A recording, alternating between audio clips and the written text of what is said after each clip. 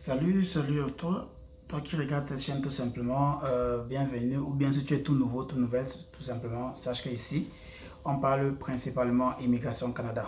Désolé, ma voix est un peu bizarre parce qu'aujourd'hui, j'ai fait du sport et puis il y a eu tellement de choses qui ont secoué le corps.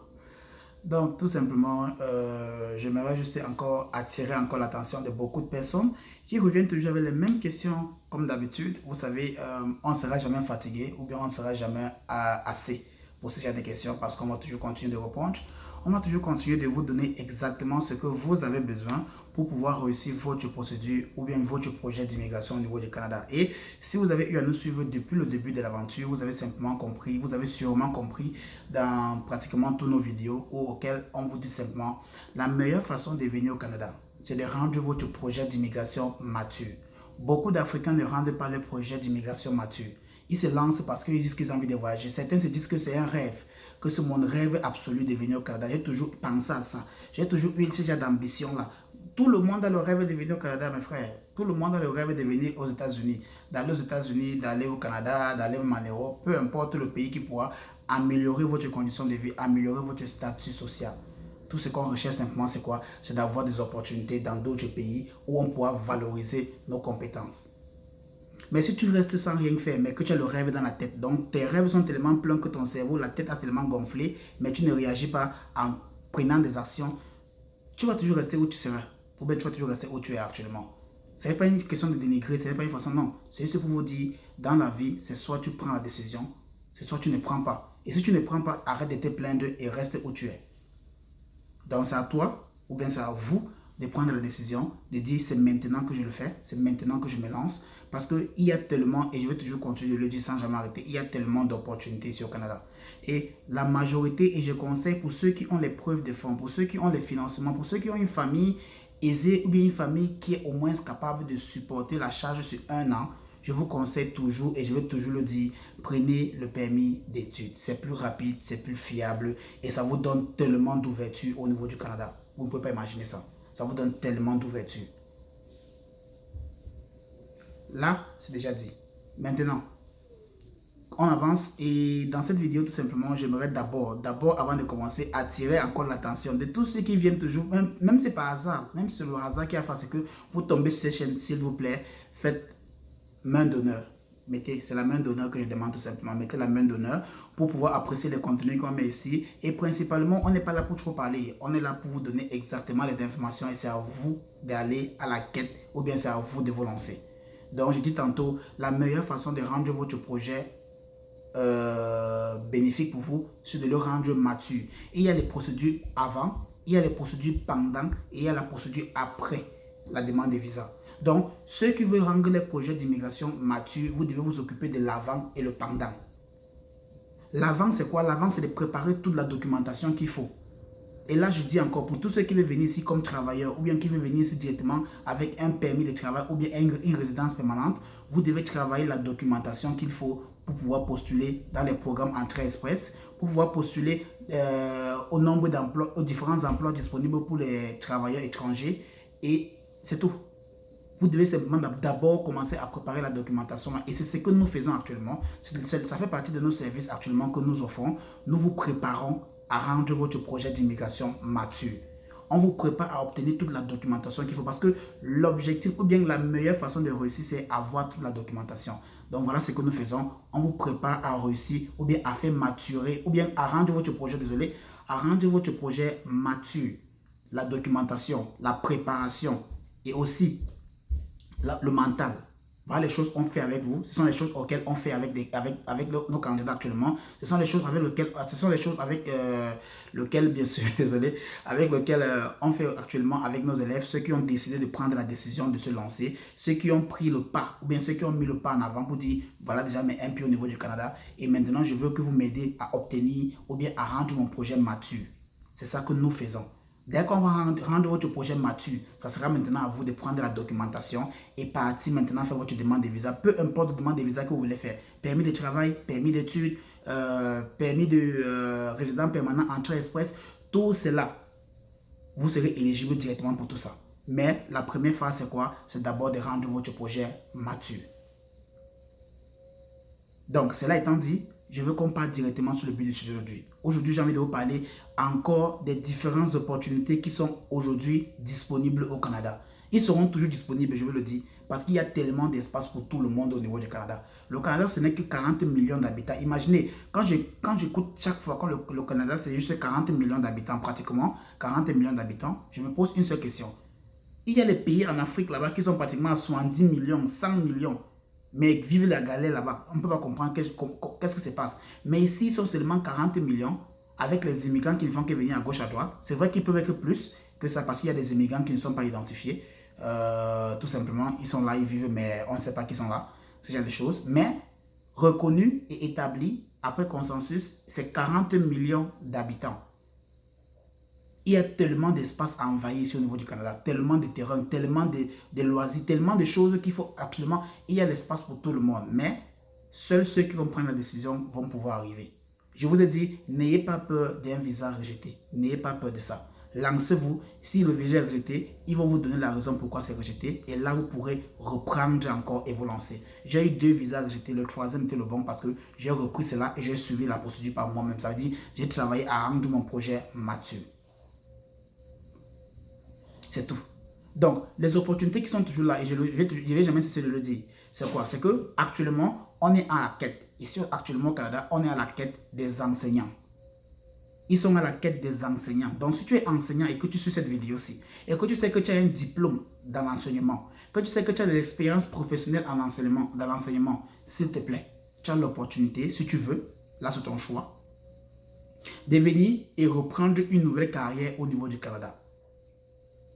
Et si tu as une famille, une petite famille auquel tu veilles, auquel tu suis au quotidien, ils pourront te suivre pour venir avec toi. Donc les enseignants, la petite enfance, la maternelle, c'est-à-dire primaire et maternelle, et ensuite secondaire. Si vous avez un certificat dans l'enseignement, si vous avez un diplôme dans l'enseignement, si vous êtes professionnel dans l'enseignement, voici l'opportunité qui s'ouvre toujours à vous. N'attendez pas que ce soit plein et puis vous dites que bon, depuis j'ai postulé et puis j'attends. C'est maintenant qu'il faut le faire. Donc, on a parlé de l'enseignement. Là, je vais parler aussi maintenant de la santé. Si vous êtes professionnel de la santé, peu importe le domaine de la santé que vous êtes, peu importe le domaine où vous êtes, infirmière, aide-soignante, comment il avait appelé ça, mais je ne sais pas comment appeler ça, je ne sais pas comment je vais m'appeler. En tout cas, si votre profession est dans la santé en général, si ce que vous faites est dans la santé en général, sachez qu'il y a tellement d'opportunités et vous êtes recherché ici au niveau du Canada. Peu importe le domaine de la santé auquel vous êtes, si c'est que vous faites dans la santé, si c'est que vous touchez bien sûr aux soins personnels de chaque individu autour de vous, si vous avez de l'expérience ou bien un peu d'expertise en prenant soin des personnes malades ou bien mentalement ou bien physiquement ou bien interne, sachez que vous êtes professionnel de la santé. Ça veut dire que vous avez aussi un pied au niveau du Canada. Maintenant, est-ce que votre projet est mature pour venir au Canada? Vous devez travailler dessus. Donc, j'ai parlé de l'enseignement, j'ai parlé de la santé. Je vais encore parler maintenant du 3e qui est le plus important, c'est les développeurs. Si tu sais que tu es bon dans le développement, ça veut dire que tu crées les sites web, ça veut dire que tu travailles dans la cybersécurité, ça veut dire que tu es une personne maniaque dans le Java, tu es une personne dans le Python, tu fais dans le programme Python, Java, et tu crées des sites web, tu gères les réseaux sociaux et consorts, des choses. Si tu sais que tu as de l'expérience, du professionnalisme et un certificat qui atteste que oui, vous avez été formé dans ce domaine-là, sachez que vous aussi, vous êtes recherché massivement au Canada. Ce que vous devez comprendre, surtout pour ceux qui font dans le développement web, ceux qui font dans la technologie et consorts, sachez une chose, que le Canada aura toujours besoin de vous. Pourquoi? Parce qu'il y a tellement d'arnaques, il y a tellement de problèmes de cybersécurité. Autant de cybersécurité qu'il y aura, autant de recrues qu'on aura besoin pour venir travailler dans ce domaine-là. Donc, c'est très important. Les Canadiens, à ce que j'ai constaté ici, c'est que les Canadiens majoritairement veulent entrer dans les postes d'administration, veulent entrer dans les postes de gestion. Vous voyez un peu? Ils ne veulent pas les postes très techniques parce qu'ils se disent que non, là-bas, c'est trop d'études et consorts. Donc, ils ont un système qui les permet tout simplement d'acquérir de l'expérience professionnelle et aussi éducationnelle, étant même chez eux ou bien étant même n'importe où ils sont actuellement. Donc, ils préfèrent les positions de gestionnaire, d'entrepreneur, que les positions techniques d'employé qui fait telle chose. Voilà pourquoi vous voyez, on recrute toujours et on va toujours continuer de recruter tant que les mentalités seront dans le sens que on doit créer de l'emploi. pour d'autres personnes, vous allez voir qu'il y aura le vide en bas pour que ceux qui doivent venir travailler puissent venir combler ce gap-là. Donc, j'ai parlé ici des 3 postes, des 3 emplois, les emplois les plus demandés, les très demandés, où on veut absolument, et je vous ai parlé des histoires des Nigériens qui sont venus ici là à cause de ces emplois-là.